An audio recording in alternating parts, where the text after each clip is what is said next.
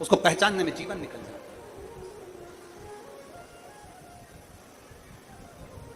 उसको जानने में पूरी जिंदगी निकल जाती है। इस तत्व को हमको दिया, परिवार में माता पिता कुटुंब कबीला ये सब होता है, उसमें कोई व्यक्ति अच्छा है, उसको पहचानने में जिंदगी निकल जाती है, उसको पहचानने में जीवन निकल जाता है।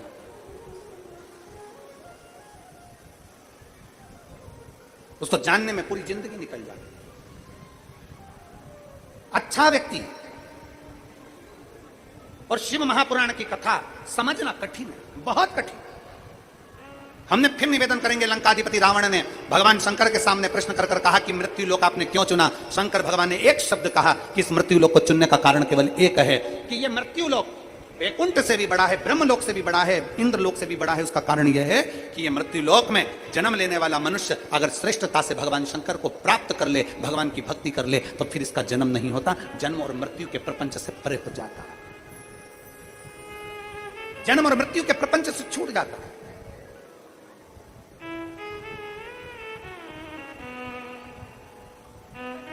जन्म मृत्यु के प्रपंच से दूर हो जाता है।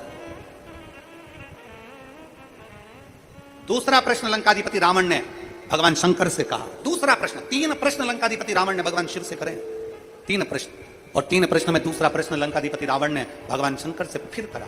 बाबा, हे ओघड़दानी, हे तरकालदर्शी, है कैलाशी, है विनाशी, है शिव, हे ओघड़ी, मेरा दूसरा प्रश्न यह है, मान लो संसार में मृत्यु लोक में किसी का जन्म हो गया, मान लो मृत्यु लोक में कोई जन्म ले लिया, मृत्यु सागर में अगर कोई पैदा हो गया, और मान लो मृत्यु लोक में अगर कोई जन्म ले लिया, मृत्यु सागर में अगर कोई पैदा हो गया, और मान लो उसने शंकर की भक्ति नहीं करी। अब इस बात को जरा बहुत ध्यान से समझिएगा। मृत्यु लोक में जन्म ले लिया, मृत्यु लोक में आ गया, रावण कह रहा है भगवान शंकर से कि व्यक्ति ने, मनुष्य ने मृत्यु लोक में जन्म ले लिया, मृत्यु लोक में आ गया, और मृत्यु लोक में आने के बाद मान लो उसने शिव भक्ति ना करी, उसने भगवान का भजन ना करा, उसने स्मरण ना करा,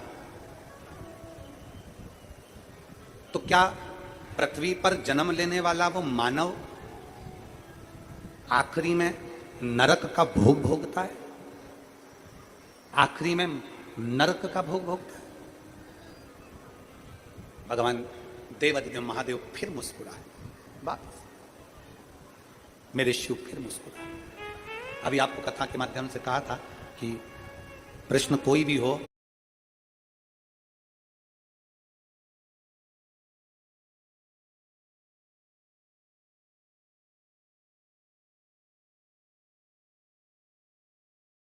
उसका उत्तर मुस्कुरा कर दिया जाए।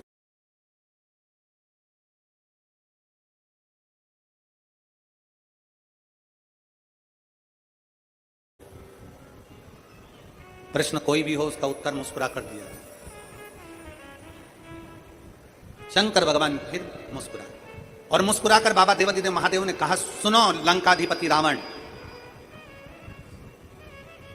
21,600 श्वास मनुष्य के शरीर से प्रतिदिन निकलती है।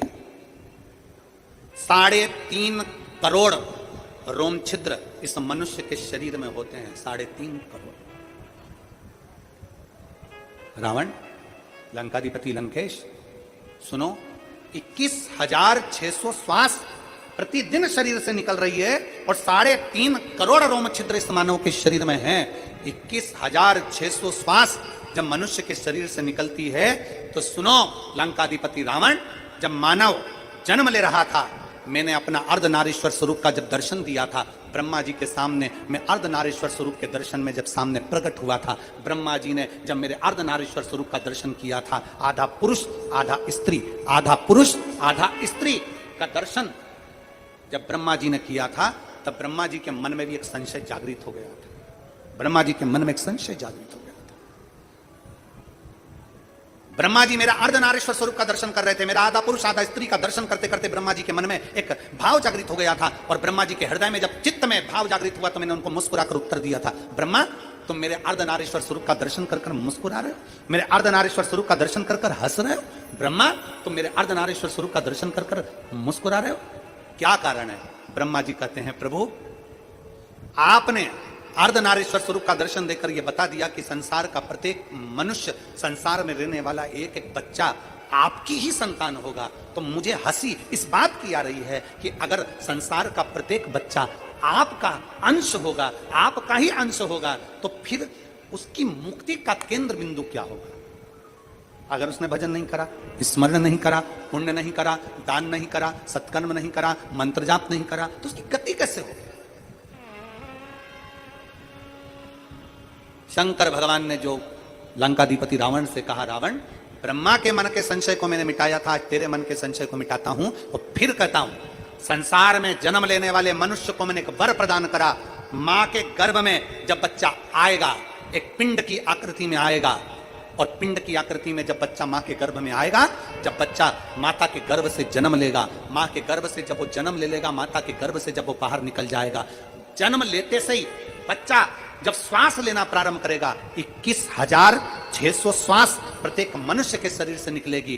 तब भगवान शंकर कहते हैं, रावण, लंकाधिपति, मैंने जन्म लिए बच्चे के उस श्वास में ओम शब्द को अंकित कर दिया है, इसलिए जो जन्म लेता है वो जन्म से ही भगवान शिव का मंत्र जाप करना प्रारंभ कर देता है। ओम नाद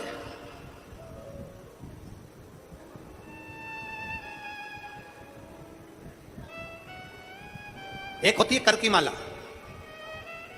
करमाला देखिए आप लोगों ने कि नहीं देखी? अरे बोलो तो जम के। एक होती है करमाला, हाथ से जपा जाता है।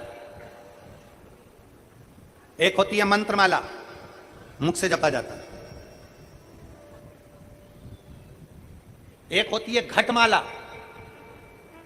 घटमाला का मतलब है कि अपने जो श्वास निकल रही है, प्रत्येक श्वास में भगवान शंकर ने अपना ओम शब्द प्रदान कर दिया। आप उसको जप रहे हैं, ना जप रहे हैं, आप उसे भज रहे हैं, ना भज रहे हैं, तो भी आपकी श्वास में ओम नाद चल रहा है, ओम का शब्द चल रहा है, ओम शब्द चल रहा है। आप में से कई माताएं ऐसी बैठी हैं, कई भाई ऐसे बैठे हैं, कई बच्चे, कई बेटियां ऐसी बैठी हैं, जरा कथा को सुन रहे होंगे तो उनके स्मरण में आएगा ये बात। जितने लोग आस्था चैनल पर सुन रहे हैं वो भी ध्यान लगाकर सुनना, और जितने लोग फेसबुक यूट्यूब पर सुन रहे हैं वो भी ध्यान लगाकर सुनना। कई लोग ऐसे हैं जिनके अंदर नेगेटिवता आती है। नेगेटिवता मतलब घर में बैठी बैठी सोचती थी कहीं मेरे बेटे के साथ कोई एक्सीडेंट तो नहीं हो जाएगा, कहीं मेरे पति को कुछ हो तो नहीं जाएगा। घर से निकल रही है पति के साथ, और निकलते समय तैयार होते होते मन में भाव उत्पन्न हो गया, कहीं हम जा रहे हैं और कहीं एक्सीडेंट हो गया तो, मेरा देवर गया उसके साथ ऐसा हो गया तो, मेरी देवरानी गई है उसके साथ ऐसा हो गया तो, ट्रेन से जा रही है तो ट्रेन में कुछ हो गया तो, गाड़ी से जा रही है तो गाड़ी में कुछ हो गया तो, मोटरसाइकिल से गया तो मोटरसाइकिल में कुछ हो गया तो, रात्रि को सो रही है तो भी उसके अंदर नेगेटिविटी है। और ऐसे कई लोग हैं, भले नादगांव में भले ना होंगे, हम नहीं जानते, पर ऐसे कई लोग हैं। कई लड़के हैं, कई लड़कियां हैं, कई बेटे हैं, कई बेटियां हैं, कई बहुएं हैं, कई सास हैं, कई ससुर हैं, कई माता है, कई पिता, कई पुरुषों के मन में आ जाता है मैं फसल बो रहा हूं और मुझे ऐसा लग रहा है कि बिल्कुल नहीं होगी, अब की बार तो पीक आएगी नहीं, अब की बार तो ऐसा होगा। नेगेटिव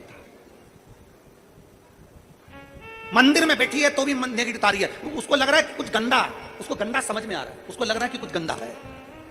पूजन करने बैठी है, देवी जी की आराधना कर रही है, भगवान की भक्ति कर रही है, और उसके चित्त वृत्ति में कुछ गंदा आ रहा है, कुछ गंदे विचार आ रहे हैं, गंदी सोच आ रही है, अपने अंदर गंदे विचार, गलत सोच आ रही है। शिव महापुराण की कथा कहती है, शंकर भगवान का चरित्र कहता है, हफ्ते में एक दिन ऐसा बनाओ अपनी चंद्र नाड़ी को मजबूत करने का प्रयास करो। जब तुम्हारे गलत विचार आ रहे हो ना, गलत सोचने में आ रहे हो, उसके साथ ऐसा नहीं हो जाए, मेरे पति गए उनके साथ ऐसा नहीं हो जाए, मेरा बेटा स्कूल जा रहा है उसके साथ ऐसा नहीं हो जाए, मेरे साथ में ऐसा नहीं हो जाए, जरा सी हाथ दुखा तो लगा कि कहीं मुझे बड़ी बीमारी तो नहीं होगी, जरा सा एक छोटी सी भी फुंसी हो जाए ना, एक छोटी सी भी गांठ आ जाए शरीर में तो ऐसा ना लगने लगे कि मुझे कहीं कैंसर जैसा रोग तो नहीं हो जाएगा, कहीं मुझे बड़ी बीमारी तो नहीं हो जाएगी, कहीं जरा सा किडनी में दिक्कत आई, पानी पीने में दिक्कत आई, कहीं आंखों में दिक्कत आई तो कहीं बड़ी बीमारी तो नहीं हो। नेगेटिवता, गलत सोच, गलत विचार, गलत दृष्टि। ऐसे कई लोग हैं जिनकी सोच में ये गलत चीजें आती रहती है। और प्रयास करना, पितृपक्ष की आज रवि प्रदोष की इस कथा को सुनकर प्रयास कर देखना क्या करना है हमको। अगर ऐसे गलत विचार आ रहे हैं, गलत सोच आ रही, गलत दृष्टि आ रही, गलत विचार हमारे भीतर आ रहे हैं, गलत सोच हमारे भीतर आ रही है, तो एक काम करो, एक बेलपत्री लीजिए, सावधानी से समझ लेना, एक बेलपत्र लीजिए, और उस बेलपत्र की ये जो दो डंडी है और एक बीच की डंडी है, इसके मध्य की जो जगह है, चैनल वाले अगर दिखा रहे होंगे तो आप लोगों के स्मरण में होगा। बीच की पत्ती और ये दो पत्ती के बीच में जो जगह होती है, इस बीच वाली जगह पर पीला चंदन पूरे तरह से उसका लेपन कर लीजिए, पूरे तरह से पूरी चंदन से लेपन कर लो बीच की जगह को। बीच वाली पत्ती, दो पत्ती, उसके बीच की जो जगह है उसमें पीले चंदन का लेपन कर लीजिए। हफ्ते में एक बार आप करोगे, आपको दूसरे हफ्ते में मालूम पड़ जाएगा कि आपके अंदर की गलत सोच समाप्त हुई कि नहीं, गलत विचार समाप्त हुआ कि नहीं हुआ। चंदन का लेपन करिए। उस चंदन के लेपन को कर कर किसी भी शिवालय में, अगर शंकर के मंदिर नहीं जा सकते हो तो अपने घर में जो शिवलिंग हो वहां उस शिवलिंग पर आप उसको समर्पित कर दो। तुम्हारी मर्जी पड़े जैसी चढ़ा दो, बस शंकर के शिवलिंग पर चढ़ा दो। कुछ देर मंदिर में हो तो नंदी के पीछे, अगर मंदिर में हो तो नंदी के पीछे, और घर में हो तो किसी भी स्थान पर सुख आसन लगाकर, सुख आसन मतलब जैसे हम बैठे हैं पालकी लगाकर, दोनों सुख आसन मतलब आराम से बैठकर सुख आसन लगाकर, और अपनी सीधी साइड की नासिका को बंद करना है और उल्टी नासिका से श्वास लेना है। 1 से 1.5 मिनट तक श्वास लेना प्रारंभ करो। अपने शरीर में एक चंद्र नाड़ी होती है। भगवान शंकर ने जब चंद्र की काया का रोग समाप्त करा था, भगवान शंकर ने जब चंद्र की काया का रोग समाप्त करा था तो चंद्र ने हाथ जोड़कर कहा था कि मेरी काया का रोग आपने समाप्त कर दिया महादेव, मेरे लिए आज्ञा करो, मैं क्या करूं। शंकर भगवान ने कहा चंद्रदेव तुम मेरे मस्तक पर धारण रहना, और संसार के जितने भी मनुष्य हैं इन मनुष्य के अंदर चंद्र नाड़ी में तुम विराजमान रहना। सुनो चंद्रदेव, जब मनुष्य गलत विचार करे, गलत सोच करे, गलत दृष्टि रखे, उस समय पर अगर तुम्हारी चंद्र नाड़ी प्रबल हो जाए तो उसकी बुद्धि में से गलत विचार समाप्त हो जाए, गलत विचार समाप्त हो। एक बेलपत्र लेना है, बीच वाली जगह में चंदन लगाकर शंकर जी को समर्पित करना है। घर हो, मंदिर हो, कम से कम 1.5 से 2 मिनट तक नासिका को बंद कर कर सीधे साइड की नासिका को बंद करना है, उल्टे साइड की नासिका से ही श्वास लेना है और छोड़ना है, फिर लेना है, फिर छोड़ना है, फिर लेना है, फिर छोड़ना है। 1.5 मिनट 2 मिनट तक आप करते रहिए। एक ही नासिका, इस नासिका को बंद ही रखना है, राइट को, लेफ्ट को खोल कर रखिए, और उसमें चंद्र नाड़ी जब हमारी प्रबल हो जाएगी 3 दिन के अंदर गलत सोच आना बंद हो जाएगी, गलत विचार आना बंद। गंदा दिख रहा है, गंदा सोच रहे हैं, बेटा कॉलेज गया तो मन में आ गया, विचार में आ गया मेरे बेटे के साथ कुछ ना हो जाए, बेटी कहीं गई है तो गलत विचार आ गया, पति कहीं गया तो गलत विचार आ गया, अपन कहीं जा रहे हैं तो गलत विचार आ गया, हाथ दुख रहा है तो ऐसा लगने लगा कि शरीर में कोई बीमारी आ गई, जैसे ही शरीर में मुख में स्वाद नहीं आ रहा तो ऐसा लगा कि मेरे को बड़ी बीमारी हो गई, थोड़ी सी गठान हो गई तो मन में आया कहीं कैंसर जैसा रोग ना हो गया। गलत विचार, गलत सोच, गलत दृष्टि। आज के जमाने में हर व्यक्ति गलत सोच को अपनी बुद्धि में भर रहा है। उसका कारण है उसकी चंद्र नाड़ी प्रबल नहीं हो पा रही है। चंद्र नाड़ी को सक्रिय करने का प्रयास करिए। जब सक्रिय कैसे करेंगे? हमारी सीधी नासिका को हम बंद करेंगे, उल्टी नासिका से ही श्वास लेंगे। 1 से 1.5 मिनट 2 मिनट तक आप प्रतिदिन करना प्रारंभ करिए। 5 दिन 4 दिन 3 दिन के अंदर गलत सोच आना बंद हो जाएगी और आप अपने वापिस स्वस्थ हो जाए। चंद्र नाड़ी को प्रबल करिए। एक पत्र है,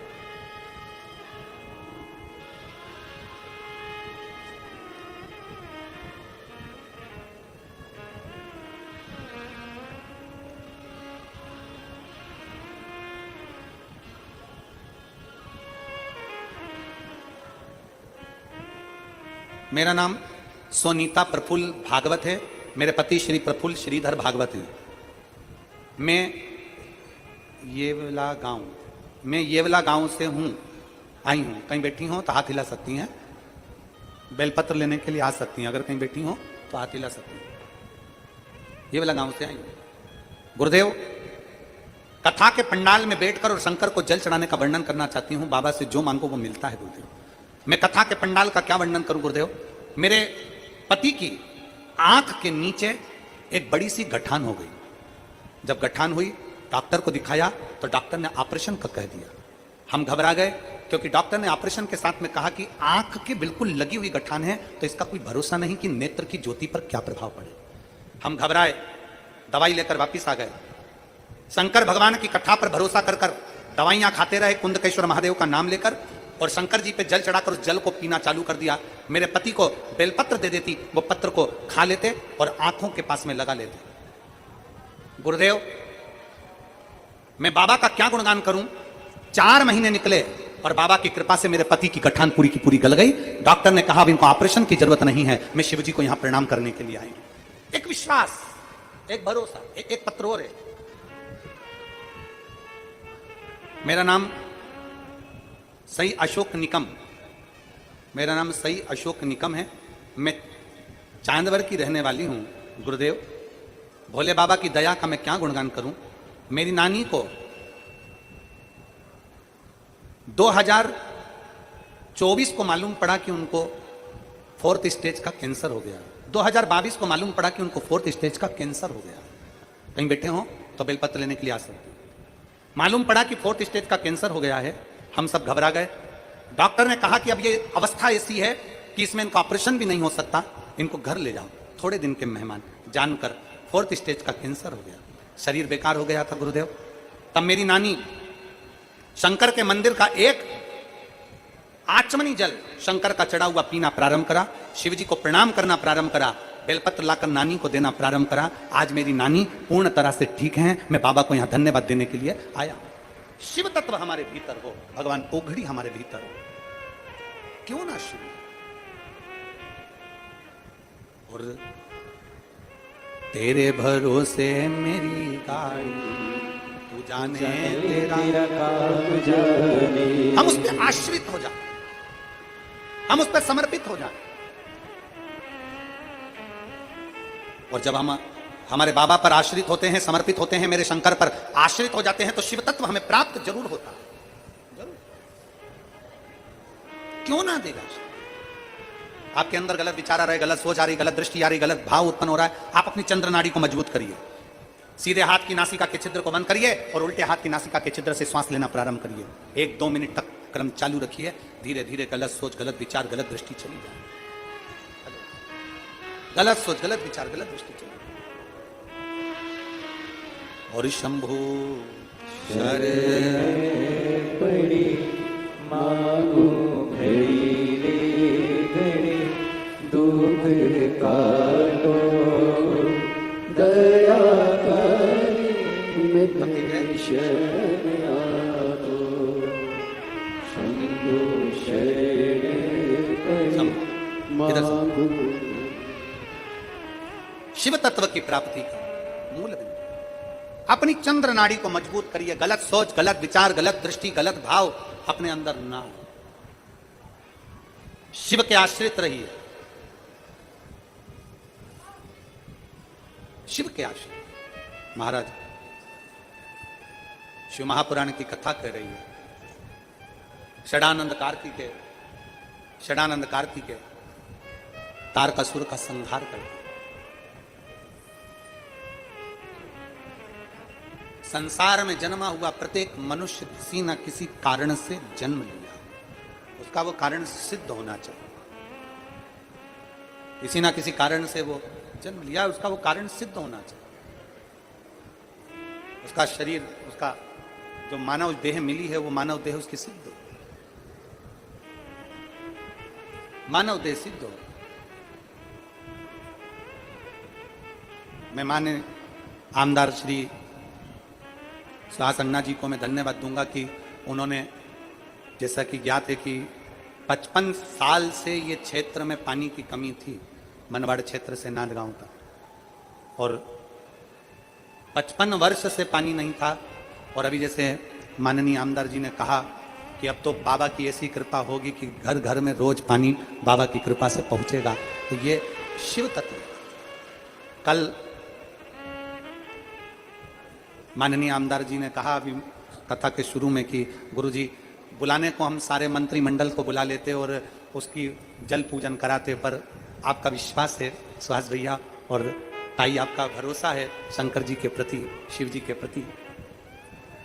जो आपने कहा कि कल शिवरात्रि भी है, सोमवार भी है पितृपक्ष का, और आपका जो भाव है कि गुरुजी आए और जल पूजन करें, तो कल सुबह 10 बजे मनवाड़ में 10 मिनट के लिए जल पूजन कर कर हम वापिस नांदगांव आएंगे। ऐसा क्रम मनवाड़ का है। शिव तत्व से, भगवान शंकर की अविरल भक्ति से, शिव भजन से जुड़कर जो सुख है वो दुनिया में कहीं नहीं, कहीं। और फिर निवेदन है सभी को बड़े भाव के साथ, आनंद के साथ, जैसे तारकासुर का संहार करने के लिए षडानंद कार्तिकेय का जन्म हुआ, संसार सागर में आपको भी कुछ ना कुछ अच्छा करने के लिए संसार के राष्ट्र हित को अच्छा करने के लिए, राष्ट्र हित के लिए आपका जन्म हुआ है और उसको सिद्धता प्राप्त। आगे माता पार्वती जी के शरीर के उठन से भगवान श्री गणेश जी महाराज का प्राकट्य होता है।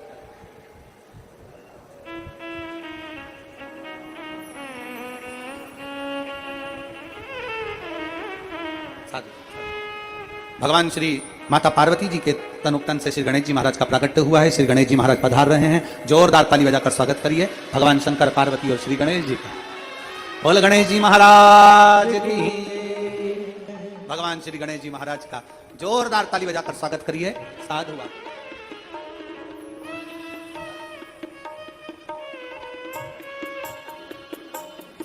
देखिए,